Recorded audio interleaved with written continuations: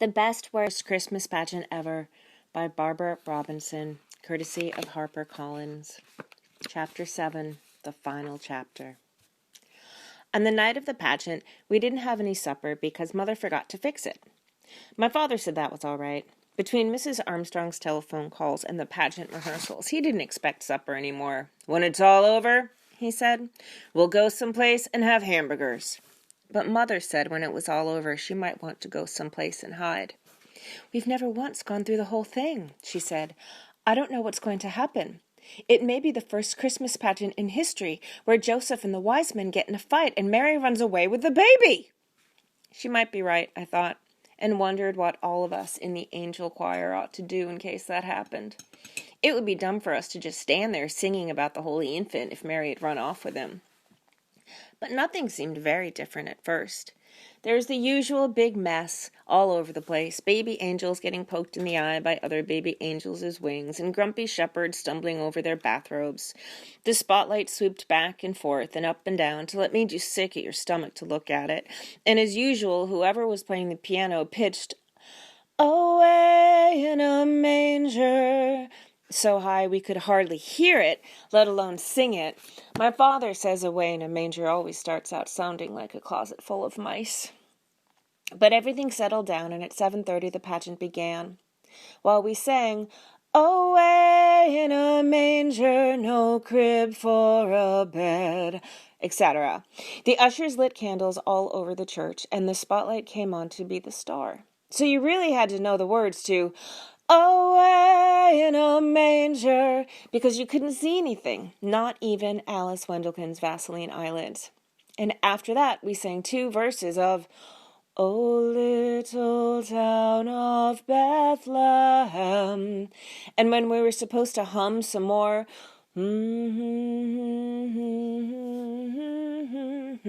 while Mary and Joseph came in from a side door. Only they didn't come right away. So we hummed, and we hummed, and we hummed, which is boring and also very hard, and before long doesn't sound like any song at all, more like an old refrigerator. "I knew something like this would happen," Alice Wendelkin whispered to me. "They didn't come at all. We won't have any Mary and Joseph, and now what are we going to do?" I guess we would have gone on humming till we all turned blue, but we didn't have to. Ralph and Imogene were there all right, only for once they didn't come through the door, pushing each other out of the way. They just stood there for a minute, as if they weren't sure if they were in the right place. Because of the candles, I guess, and the church being full of people. They looked like the people you see on the 6 o'clock news. People sent to wait in some strange, ugly place with all their boxes and sacks around them. It suddenly occurred to me that this was just the way it must have been for the real Holy Family, stuck away in a barn by people who didn't much care what happened to them. They couldn't have been very neat and tidy either, but more like this Mary and Joseph. Imogene's veil was cockeyed as usual, and Ralph's hair stuck out all over his ears. Imogene had the baby doll, but she wasn't carrying it the way she was supposed to, cradled in her arms. She had it slung up over her shoulder, and before she put it back in the manger, she thumped it twice on the back. I heard Alice gasp, and she poked me. "I don't think it's very nice to burp the baby Jesus," she whispered, as if he had colic. And then she poked me again. "Do you suppose he could have had colic?" I said, "I don't know why not." And I didn't. I mean, he could have had colic or been fussy or hungry like any other baby. I mean, after all, that was the whole point of Jesus, that he didn't come down on a cloud like something out of Amazing Comics, but that he was born and lived, a real person. Anyway, right away we had to sing while shepherds watched their flocks by night, and we had to sing very loud because there were more shepherds than there were anything else, and they made so much noise, banging their crooks around like a lot of hockey sticks. Next came Gladys from behind the angel choir, pushing people out of the way and stepping on everyone's feet. Since Gladys was the only one in the pageant who had anything to say, she made the most of it. "Hey, unto you a child is born!" she hollered, as if it was, for sure, the best news in the world, and all the shepherds trembled, sore afraid. Of Gladys, mainly, but it looked good anyway. And then came 3 carols about angels. It took that long to get the angels in because they were all primary kids, and they got nervous and cried and forgot where they were supposed to go and bent their wings in the door and things like that. We got a little rest then, while the boys sang, "We three kings of Orient are," and everybody in the audience shifted around to watch the wise men march up the aisle. "What have they got?" Alice whispered. I didn't know. But whatever it was heavy. Leroy almost dropped it. He didn't have his frankincense jar either, and Claude and Ollie didn't have anything, although they were supposed to bring the gold in the mirror. "I knew this would happen," Alice said for the second time. "I bet it's something awful." "Like what?" "Like a burnt offering. You know the Herdmans." Well, they did burn things, but they hadn't burned this year. It was a ham, and right away I knew where it came from. My father was on the church charitable works committee. They give away food baskets at Christmas, and this was the Herdman's food basket ham. It still had the ribbon round it, saying Merry Christmas. "I'll bet they stole that," Alice said. "They did not. It came from their food basket, and we all get one, and if they want to give away their own ham, I guess they can do it." But even if the Herdmans didn't like ham, that was Alice's next idea. And they had never before in their lives given anything away except lumps on the head or wax. So you had to be impressed. Leroy dropped the ham in front of the manger. It looked funny to see a ham there instead of the fancy bath salts and jars we always used for the myrrh and the frankincense. And then they went and sat down in the only space that was left. While we sang, "What child is this?"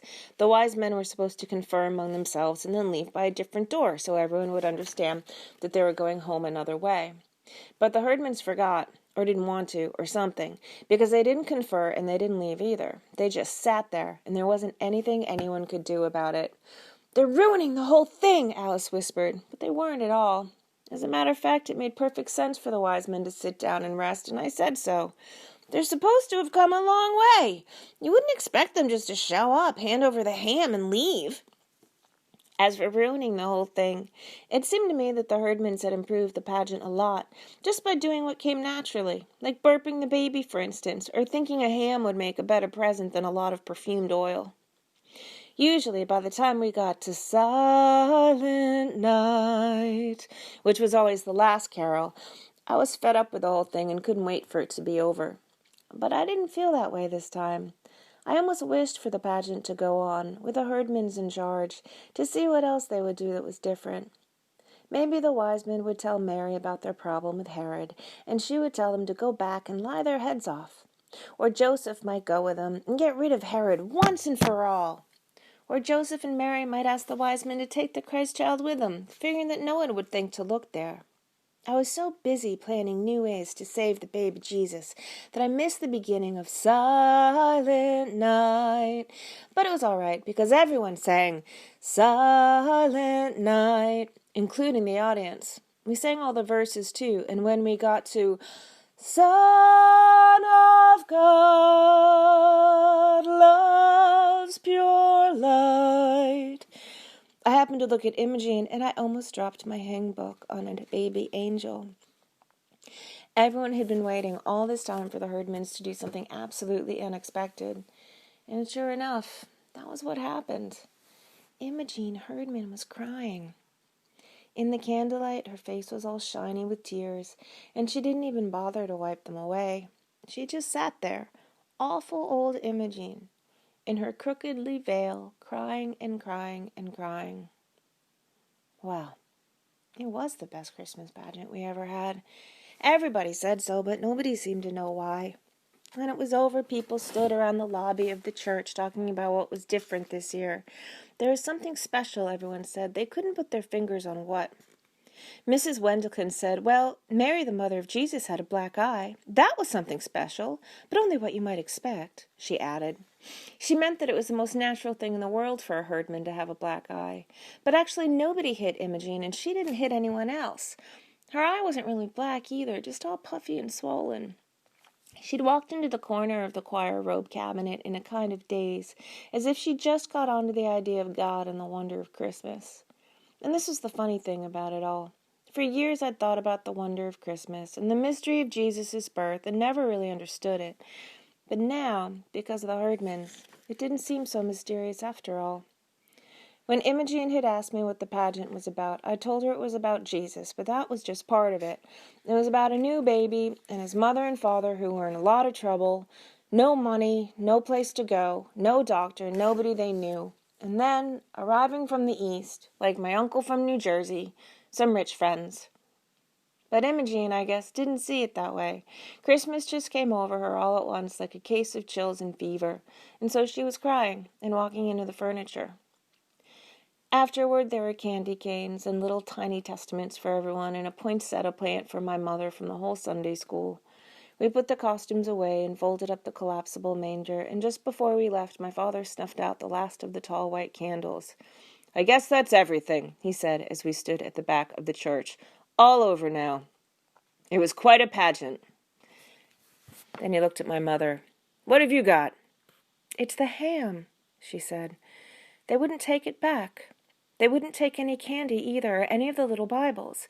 But Imogene did ask me for a set of the Bible story pictures, and she took out the Mary picture and said it was exactly right, whatever that means." I think it meant that no matter how she herself was, Imogene liked the idea of the Mary in the picture, all pink and white and pure looking, as if she never washed the dishes or cooked supper or did anything at all except have Jesus on Christmas Eve. But as far as I'm concerned, Mary is always going to look a lot like Imogene Herdman, sort of nervous and bewildered, but ready to clobber anyone who laid a hand on her baby. And the wise men are always going to be Leroy and his brothers bearing ham. When we came out of the church that night, it was cold and clear, with crunchy snow underfoot and bright, bright stars overhead. And I thought about the angel of the Lord, Gladys with her skinny legs and her dirty sneakers sticking out from under her robe, yelling at us, all of us, everywhere, "Hey, unto you a child is born!" The end. This was The Best Worst Christmas Pageant Ever by Barbara Robinson, one of the Horrible Herdman's books. This one was written in 1972. She also wrote The Best School Year Ever and The Best Halloween Ever, for example. The Best Worst Halloween Ever, of course, and The Best Worst School Year Ever, of course. And with thanks to HarperCollins for the courtesy of letting us read this aloud. Thanks so much. The end.